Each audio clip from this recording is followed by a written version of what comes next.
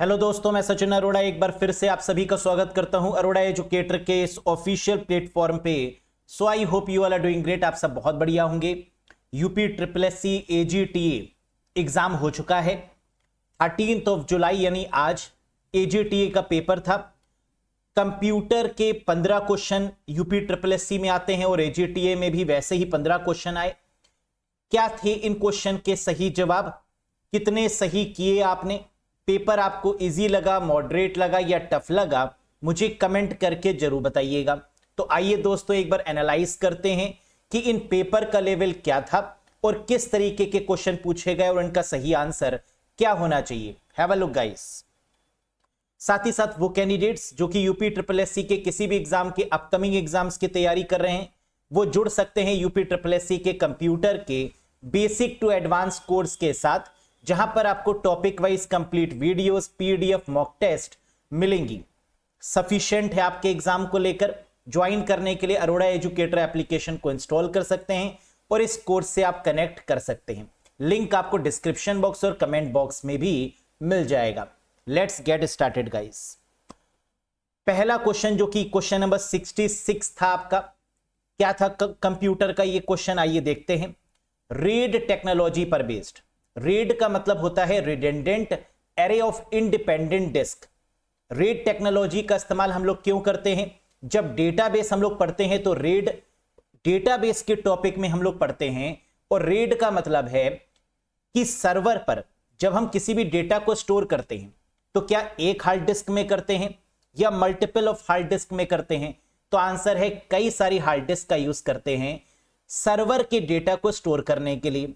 जैसे हम और आप अपने कंप्यूटर में जब डेटा स्टोर करते हैं तो उसमें एक हार्ड डिस्क होती है या एसएसडी होती है या दोनों होती हैं जिसमें हम अपने डेटा को स्टोर करते हैं। लेकिन सर्वर जिसमें बहुत सारा डेटा होता है और इस बहुत सारे डेटा को स्टोर करने के लिए कई सारी हार्ड डिस्क का इस्तेमाल किया जाता है क्लाउड कंप्यूटिंग के कॉन्सेप्ट में। और इसी कॉन्सेप्ट को बोलते हैं रेड टेक्नोलॉजी।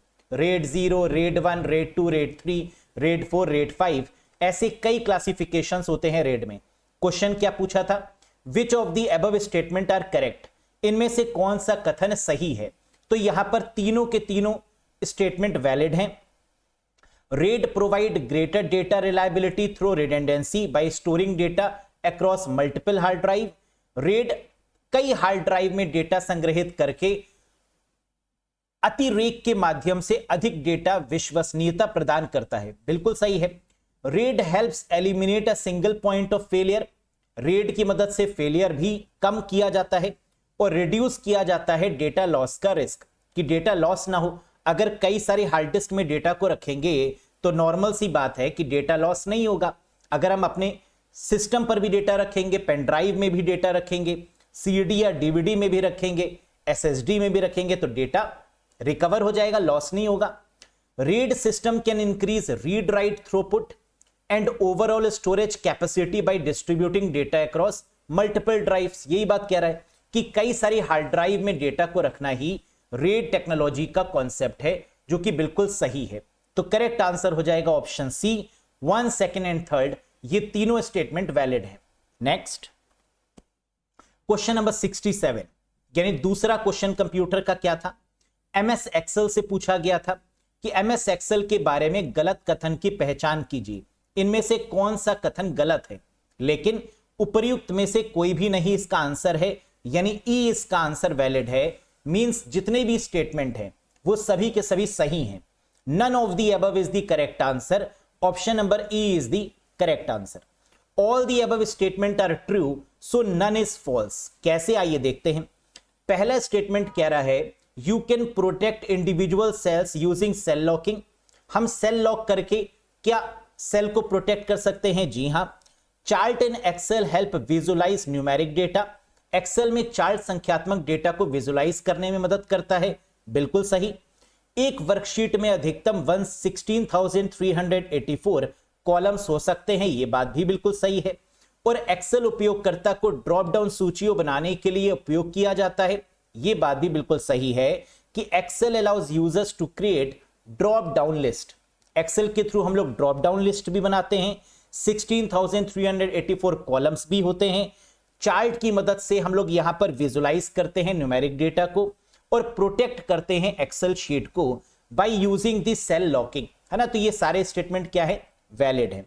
तो उपयुक्त में से कोई नहीं, यानी ई होगा इसका करेक्ट जवाब। नेक्स्ट क्वेश्चन नंबर 68 पर दोस्तों बात करते हैं। एमएस वर्ड का ये क्वेश्चन है, काफी आसान सा क्वेश्चन है। क्या कह रहा है, in MS Word the dash feature is used to display the content at the top of every page. कह रहा है अगर हमें किसी भी पेज के ऊपर कोई भी कंटेंट डिस्प्ले करना है तो ऊपर का मतलब क्या होता है, हेडर, नीचे का मतलब क्या होता है, फुटर। तो आंसर क्या हो गया, ऊपर के लिए हेडर। दूसरा क्वेश्चन इसी में पूछ रहा है, जबकि डैश सुविधा का उपयोग कई प्राप्तकर्ताओं के लिए पत्रों या ईमेल को निजीकृत करने के लिए किया जाता है। यानी dash feature is used to personalize letters of emails for many recipient. और हम जानते हैं यह है मेल मर्ज का फीचर, जिससे हम कई सारे लोगों को मेल भेज सकते हैं एक साथ, that is called a mail merge. तो इसका सही आंसर बनेगा option number B, header and mail merge. बहुत आसान था, आप सभी ने कर लिया होगा ये question, very good. Next proxy server, जिसका यूज किया जाता है प्रोटेक्शन के लिए, नेटवर्किंग में सिक्योरिटी के लिए यूज किया जाता है। तो कह रहा था इस क्वेश्चन में what is the primary function of proxy server. Proxy server का प्राथमिक कार्य क्या होता है, तो इसका मेन काम क्या होता है प्रॉक्सी सर्वर का, to act as a gateway. ये ब्रिज के तौर पर, गेटवे के तौर पर काम करता है between user and the internet. यानी यूजर यानी हम लोग और इंटरनेट यानी वर्ल्ड वाइड वेब के बीच में ये एक प्रॉक्सी यानी सिक्योरिटी देने का काम करता है ना। तो फर्स्ट इसका करेक्ट आंसर हो जाएगा। दूसरा क्या था option, encrypt and protect all sensitive user data. क्या ये इनक्रिप्ट करता है, जी नहीं। ये प्रॉक्सी सर्वर क्या करता है, एक्चुअल सर्वर से पहले एक सर्वर लगा दिया जाता है, ताकि अगर हैकर मेन सर्वर को हैक करे तो वो मेन सर्वर तक ना पहुंच पाए, और उसके पहले एक प्रॉक्सी सर्वर यूज किया जाता है ना। सर्वर के रूप का ही server, that is called a proxy server. Yes, तो A is the correct answer. C क्या है, detect and eliminate malware from the systems, जी नहीं। Create and manage regular system backups, जी नहीं। नन ऑफ द अबव होगा नहीं। तो क्वेश्चन क्या था, प्राइमरी फंक्शन। कह रहा है बाकी काम भी हो सकते हैं प्रॉक्सी सर्वर के, लेकिन सबसे इंपॉर्टेंट काम क्या है, प्राइमरी क्या है। तो आंसर है act as a gateway between user and the internet, और यही प्रॉक्सी सर्वर की डेफिनेशन भी होती है। यस, नेक्स्ट फिर क्वेश्चन आया है जीरो डे विजिबिलिटी से, कि zero day vulnerability refers to क्या होता है। देखो वल्नरेबिलिटी का मतलब होता है कोई कमी, है ना। वल्नर हो गया, कोई कमी छूट गई। जैसे सॉफ्टवेयर जब हम बनाते हैं तो सॉफ्टवेयर को बनाता है इंसान, और इंसान से क्या कोई कमी छूट सकती है बनाते समय, कोई गलती हो सकती है क्या, जी हां। इस गलती का पता डेवलपर को नहीं चला, लेकिन उसको पता चल गया जो क्राइम करने के लिए बैठा हुआ है, जो हैकर है, उसको पता चल गया कि यहां पर कमी है, इसका फायदा उठाओ। लेकिन जो डेवलपर है उसको पता ही नहीं चला, या अभी तक उसने सही नहीं किया उस गलती को। तो that is what we called zero day vulnerability. आइए एक बार पढ़ते। तो जीरो डे वल्नरेबिलिटी क्या होती है, एक कमजोरी जिसका हमलावर को पता है, लेकिन विक्रेता द्वारा, हमलावर यानी हैकर को पता है जिसके बारे में, लेकिन जो विक्रेता है, जो उसको बेच रहा है, जो डेवलप कर रहा है उस सॉफ्टवेयर को, अभी तक पैच ठीक नहीं किया गया है। यानी अभी तक वो प्रॉब्लम उसके द्वारा ठीक नहीं की गई है, लेकिन हैकर को पता चल गई है। That is called zero day vulnerability. A vulnerability known by attackers but not yet patched by the vendor। समझ में आ गया होगा, एक कमजोरी जिसका हमलावरों को पता है, लेकिन विक्रेता द्वारा अभी तक उस पैच को ठीक नहीं किया गया है, उस कमी को ठीक नहीं किया गया है ना। ये हो जाएगा इसका करेक्ट आंसर, यानी option A is the valid one. Clear है। दूसरा ऑप्शन क्या था, a weakness that has been fixed on the same date was found. क्या उसी दिन इसको ठीक किया गया जिस दिन पता चला, नहीं। अ टेम्परेरी फायरवॉल बाईपास, नहीं। A virus that last for 0 days, वो वायरस जो कि 0 दिन तक रहा, जी नहीं। नन ऑफ दीज होगा नहीं, यानी option number A is the right one. Next question number 71, बहुत ही सरल सा क्वेश्चन, क्या था ये? डैश सभी ऑनलाइन गतिविधियां शामिल हैं जो जानबूझकर या अनजाने में रिकॉर्ड की जाती हैं, और डैश वह तकनीक है जिससे बड़ा डेटाबेस से पैटर्न निकालना शामिल है। यानी a dash includes all online activities that are recorded intentionally और unintentionally, and dash is the technique that involves extracting pattern from large database. पहले का आंसर है डिजिटल फुटप्रिंट। डिजिटल फुटप्रिंट क्या होता है? हम लोग आजकल व्हाट्सएप पर भी हैं, फेसबुक पर भी हैं, इंस्टाग्राम पर भी हैं, एक्स यानी ट्विटर पर भी हैं, यूट्यूब पर भी हैं। इसका मतलब कि आप लोग हर सोशल मीडिया प्लेटफॉर्म्स पर अवेलेबल हैं। इसी को बोलते हैं डिजिटल फुटप्रिंट, यानी refers to all online activities recorded intentionally और अनइंटेंशनली। या तो जानबूझकर या अपनी मर्जी से हम डिजिटल फुटप्रिंट को फॉलो कर रहे हैं। जहां जहां पर एक्टिवनेस होनी चाहिए वहां वहां पर अकाउंट हमने क्रिएट किए हुए हैं। This is called a digital footprint. यानी digital footprint includes all online activities, जितनी भी डिजिटल एक्टिविटीज हैं वो सब इंक्लूड करती हैं, दैट आर रिकॉर्डेड इंटेंशनली और अनइंटेंशनली। दूसरा क्या कह रहा था? डैश वह तकनीक है जिसमें बड़े डेटाबेस के पैटर्न को निकाला जाता है, यानी माइनिंग की जाती है। बड़े डेटाबेस में से हम क्या करते हैं? सही डेटाबेस को अलग कर देते हैं, जो हमारे काम का नहीं है उसको अलग कर देते हैं। तो इसको अलग अलग करना कि ये डेटाबेस काम का है इसको रख लें, ये डेटाबेस काम का नहीं है इसको छोड़ दें, this is what we called a data mining. बड़े डेटा वेयरहाउस में हम क्या करते हैं? डेटा वेयरहाउस का मतलब होता है लार्ज अमाउंट ऑफ डेटा, और उसमें हम लोग करते हैं डेटा की माइनिंग। क्या लिखा हुआ है? A technique used to find pattern in large database. बड़े बड़े डेटाबेस में से पैटर्न को छांटना या फिर सही और गलत डेटाबेस को अलग अलग करना ही डेटा माइनिंग कहलाता है। नेक्स्ट क्वेश्चन नंबर 72 क्या था? डैश नियमों का एक सेट है जो सुरक्षा मापदंडों के आधार पर आने वाले और जाने वाले नेटवर्क ट्रैफिक को नियंत्रित करता है। बहुत ही आसान। इनकमिंग और आउटगोइंग पैकेट्स को जो मेंटेन करके चलता है उसे क्या बोलते हैं? फायरवॉल बोलते हैं। राउटर होगा नहीं, स्विच होगा नहीं, प्रॉक्सी होगा नहीं, और नन ऑफ दी अबव भी नहीं होगा, क्योंकि फायरवॉल का मेन काम क्या है? ये हार्डवेयर और सॉफ्टवेयर का कॉम्बिनेशन है। आप जानते हैं, uses rules to control and monitor incoming and outgoing traffic. जो इनकमिंग यानी आने वाली और जाने वाली जो पैकेट्स हैं इंटरनेट पर, उनको कंट्रोल करता है, उनको सिक्योरिटी प्रोवाइड करता है, that is called a firewall, है ना? आप देख सकते हैं यहां पर।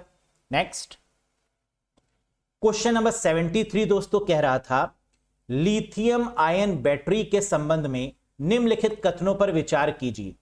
यानी consider the following statement regarding lithium ion batteries. Lithium ion batteries आप सबको पता है वो बैटरीज होती हैं जो हमारे मोबाइल फोन में होती हैं या लैपटॉप्स में होती हैं, या आप कह सकते हैं जो डिजिटल गैजेट्स हैं, है ना, इनमें जो होती हैं battery, that is called a lithium ion battery.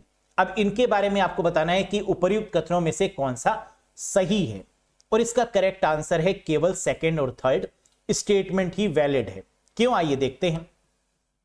पहला कह रहा है lithium ion batteries are the most common batteries used in non rechargeable devices. कह रहा है लिथियम बैटरीज को चार्ज नहीं कर सकते। जी नहीं, हम लिथियम बैटरीज को चार्ज कर सकते हैं, है ना। जैसे मोबाइल फोन में जो बैटरी होती है उसको हम चार्जिंग में लगाते हैं, लैपटॉप की बैटरी को भी हम लोग चार्ज करते हैं। तो lithium ion batteries are rechargeable, ये चार्ज की जाती हैं। लेकिन पहले में क्या बोल रहा था कि लिथियम आयन बैटरीज गैर रिचार्जेबल उपकरणों में उपयोग की जाने वाली सबसे आम बैटरी है। नहीं। दूसरा पॉइंट जो कि वैलिड है क्या है? Lithium ion batteries are widely used in laptop. बिल्कुल सही, ये लैपटॉप में यूज की जाती है, मोबाइल फोन्स में यूज की जाती हैं, ई बाइक्स में, ई स्कूटर्स में और पावर टूल्स में इसका इस्तेमाल किया जाता है। बिल्कुल वैलिड है। तीसरा point, lithium ion batteries can be very flammable. बिल्कुल सही है, लिथियम आयन बैटरीज बहुत ज्वलनशील होती है, जल्दी आग को पकड़ लेती हैं, यह बात भी वैलिड है। तो केवल सेकंड और थर्ड ही सही आंसर इसका बनेगा, यानी option A is the valid one. उम्मीद है कि आपने इसका सही आंसर लगाया होगा। कॉमन सेंस, है ना, ये तो आपके पास में है, टैलेंटेड आप हैं, लेकिन घमंड नहीं करते। यस, आपकी पार की नजर और Nirma super. Next question guys, question number 74 क्या पूछा गया था? इसका सही आंसर है फर्स्ट, सेकंड और third. Consider the following statement above Bluetooth technology. कह रहा है कौन सा स्टेटमेंट उपर्युक्त कथनों में से कौन सा सही है? विच of the following statement is correct यानी वैलिड। तो तीनों के तीनों वैलिड हैं, तो जिसने भी सी आंसर लगाया है उसकी बल्ले बल्ले है। एक बार पढ़ लेते हैं। Bluetooth is based on standard maintained by the Bluetooth special interest group, यानी ब्लूटूथ का जो स्टैंडर्ड है वो किसके द्वारा मेंटेन किया गया है? एक कम्युनिटी के द्वारा, जिसको कहा जाता है SIG यानी special interest group. Very good. दूसरा कह रहा है it operates in the unlicensed 2.4 gigahertz band. बिल्कुल सही बात है, हम लोग जानते हैं कि ब्लूटूथ की जो रेंज है वो कितनी है, जो इसकी बैंड है वो कितनी है? 2.4 गीगाहर्ट्ज से 5 गीगाहर्ट्ज तक, है ना? तो ये बात भी बिल्कुल वैलिड है। तीसरा कह रहा है the bandwidth range from 1 to 24 Mbps depending on the version. बिल्कुल सही, इसकी जो बैंडविड्थ है वो कितनी है? 1 से लेकर 24 Mbps की है। ये बात भी बिल्कुल सही है। अलग अलग वर्जन की अगर बात करें, ब्लूटूथ के अलग अलग वर्जन की अलग अलग रेंज और अलग अलग यहां पर बैंडविड्थ बताई गई है। क्लियर है? तो इसका सही आंसर है option number C, first, second and third. Next question number 75 दोस्तों क्या था? बहुत ही आसान सा क्वेश्चन। इसका आंसर तो मुझे लगता है सबने ही सही किया होगा, है ना? बाकी गलती से मिस्टेक हो गई वो बात अलग है।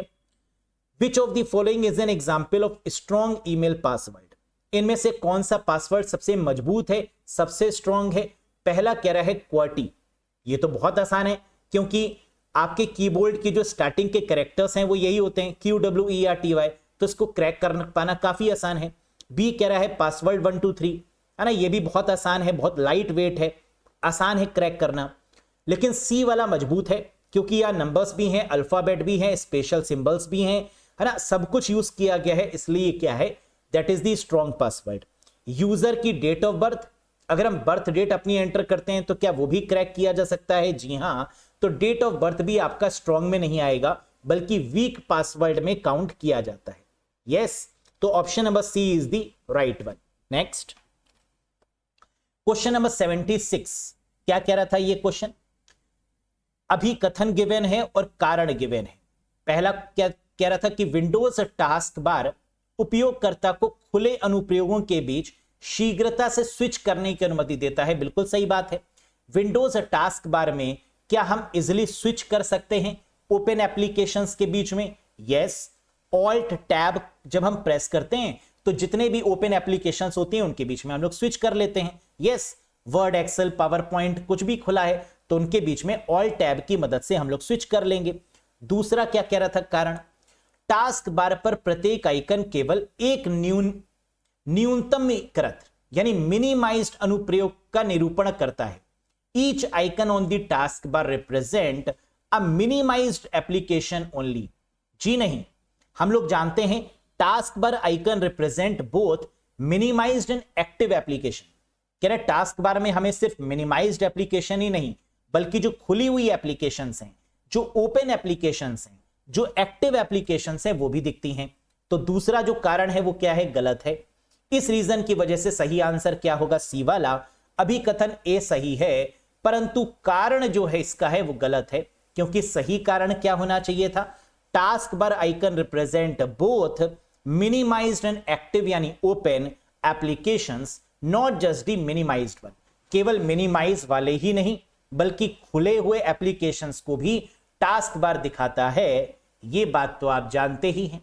यस, तो यानी option C is the right one. Next question number 77 guys, match the column, है ना? जैसे कि प्रथा चली आ रही है मैच दी कॉलम की, और मैच दी कॉलम अगर यूपी SSC ना पूछे, है ना, तो हजम नहीं होता उसका ये, तो ये तो कंपलसरी है। बहुत आसान से पूछा था, आप सभी ने कर लिया होगा। इसका सही आंसर है ऑप्शन नंबर सी, ए का फर्स्ट, बी का थर्ड, सी का 2 और डी का 4। यानी ऑटो रिस्पॉन्डर क्या है? Automatically replies to incoming emails. Auto responder का मतलब जब आप जीमेल या ईमेल पर ऑटो रिस्पॉन्डर एक्टिव करते हैं तो वो आपके मेल का रिप्लाई कर देता है ऑटोमेटिकली, है ना? कोई भी रिप्लाई जो आपने सेट किया होगा वो रिप्लाई दे देगा। संग्रह यानी जिसको आर्चीव बोलते हैं, ये क्या होता है? ईमेल को बिना डिलीट किए गए इनबॉक्स से स्टोरेज को ले जाता है, दैट इज कॉल्ड आर्चीव। यानी आर्चीव का मेन काम क्या होता है? Move emails out of the inbox, inbox से मेल को हटा देना फॉर स्टोरेज विदाउट डिलीटिंग, बिना उसको डिलीट किए वो कहां पर ले जाता है? आर्चीव के ऑप्शंस पर या आर्कीव के ऑप्शंस पर, दैट इज कॉल्ड अ संग्रह यानी आर्कीव, है ना। बहुत ही फेमस फंक्शनैलिटी है, आप लोग जानते होंगे। आपके व्हाट्सएप पर भी ये होता है। अगर आप किसी भी मैसेज को अपने आर्चीव के फोल्डर में लेकर जाना चाहते हैं तो then you can do it. आपको सिलेक्ट करना होगा और सेंड टू आर्चीव करना होगा, है ना। ये तो बड़ा आसान सी चीज है।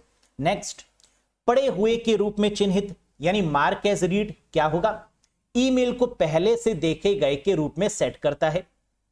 क्या है ये? अगर आपने मेल को रीड कर लिया तो वो क्या करेगा? उसको मार्क एज रीड कर देता है कि आपने इसको पढ़ लिया है, और जिसको आपने रीड नहीं किया है उसको मार्क एज अनरीड भी करता है कि उन मेल्स को आप पढ़ पाए जिनको आपने अभी तक नहीं पढ़ा है। यस। और लास्ट है आपका फिल्टर यानी नियम, फिल्टर यानी रूल। फिल्टर क्या करेगा? व्यवस्थित करेगा अच्छे तरीके से। तो मानदंडों के आधार पर ईमेल को स्वचालित रूप से फोल्डरों में व्यवस्थित करना यानी मैनेज करना ही क्या कहलाता है? फिल्टर यानी रूल कहलाता है। Automatically organised emails into folders based on criteria यानी डी का fourth is the right answer. So option number C is the valid one. Next, question number 78 guys, देख लीजिए एक बार क्या है। इसका सही आंसर है ऑप्शन नंबर डी, यानी अभिकथन ए सही है परंतु कारण आर गलत है। क्यों? एक बार देखते हैं। ये क्वेश्चन पूछ रहा था मैश टोपोलॉजी से। Mesh wifi system provide better home coverage compare to the traditional router. जो ट्रेडिशनल राउटर्स होते हैं उसके कंपैरिजन में मैश सिस्टम जो होता है वो बेटर होम कवरेज प्रोवाइड करता है। जी हां, मैश वाईफाई सिस्टम पारंपरिक राउटर की तुलना में बेहतर होम कवरेज प्रदान करता है, ये तो आप जानते हैं। सबसे बेस्ट टोपोलॉजी मानी जाती है मैश टोपोलॉजी, जिसका यूज करते हैं होम ऑटोमेशन पर, है ना। आईओटी में भी हम लोग ने पढ़ा था इस बात को नेटवर्किंग के मैश टोपोलॉजी में हम लोग ने भी पढ़ा था, है ना, दोनों में पढ़ा था। दूसरा पॉइंट कह रहा है mesh wifi utilizes a single network node reducing wifi dead zone. जी नहीं, यानी दूसरा स्टेटमेंट हमारा गलत है, क्योंकि mesh wifi does not use a single node. ये मल्टीपल नोड्स का यूज करता है, सिंगल नोड का यूज यानी सिंगल कंप्यूटर्स का यूज नहीं करता। मैश टोपोलॉजी याद करिए, कितने सारे कंप्यूटर्स आपस में कनेक्टेड, है ना, that is called a mesh topology. n(-1) divided by 2 number of nodes find out करने का तरीका याद आया। तो mesh wifi does not use a single node, it uses multiple node. ये कई सारे नोड्स, कई सारे कंप्यूटर का यूज करेगा, दैट वर्क टुगेदर, जो आपस में काम करेंगे, to expand coverage and reduce the dead zone. तो यानी दूसरा स्टेटमेंट इनवैलिड हो गया। तो इसका करेक्ट आंसर क्या होगा? ऑप्शन नंबर डी, अभिकथन एक सही है परंतु जो कारण है आर वो गलत है। Yes, very good. Question number 79, ये क्वेश्चन तो सभी ने सही किया होगा, जिसने गलत किया उसको पाप पड़ेगा, है ना। इससे सरल क्वेश्चन नहीं आ सकता था। IPv6 कितने बिट का होता है? 128 बिट का। IPv4 कितने बिट का होता है? 32 बिट का। मैक एड्रेस 48 बिट का, है ना, याद है आप लोग को बहुत अच्छे तरीके से। तो यानी option number D is the right one. ये तो गलत हो ही नहीं सकता। Yes. Question number 80 guys, inkjet laser dot matrix और 3D प्रिंटर, यानी प्रिंटर से ये क्वेश्चन आता हुआ, और ये भी काफी आसान सा क्वेश्चन है। इसका आंसर है बी। उम्मीद है ये भी आपने गलत नहीं किया होगा। ए का 4th, बी का 3rd, सी का 2 और डी का 1। यानी इंकजेट प्रिंटर क्या करता है? Sprays liquid ink droplet into the paper. Ink paper पर स्प्रेड करता है, लिक्विड इंक होती है ना, that is called the inkjet printer, जो हमारे होम्स में भी यूज होता है, ऑफिसेज में भी यूज होता है। लेजर प्रिंटर की बात करें तो यहां टोनर का यूज किया जाता है, ड्राई इंक का यूज किया जाता है, सूखी हुई इंक का। तो टोनर पाउडर का प्रयोग करके उच्च गति वाली छपाई, है ना, सबसे बेटर जो प्रिंटर है वो लेजर है, आप जानते हैं, फास्टेस्ट है, बेस्ट क्वालिटी आउटपुट प्रोवाइड करता है। तो high speed printing using the toner powder. Very good. Dot matrix printer क्या करता है? इंपैक्ट प्रिंटर है, बिल्कुल सही, जो पिन का उपयोग करके स्याही रिबन पर स्ट्राइक करता है। Impact printer that uses pins striking the ink ribbon, ये भी आसान सा। और लास्ट आपका बचा 3D प्रिंटर, जो कि साफ साफ आपको दिख रहा है, produces physically 3 dimensional object. 3D का मतलब जो 3 डायमेंशनल होते हैं, उन ऑब्जेक्ट्स को प्रिंट करने के लिए हम लोग किसका यूज करते हैं? 3D प्रिंटर का यूज करते हैं।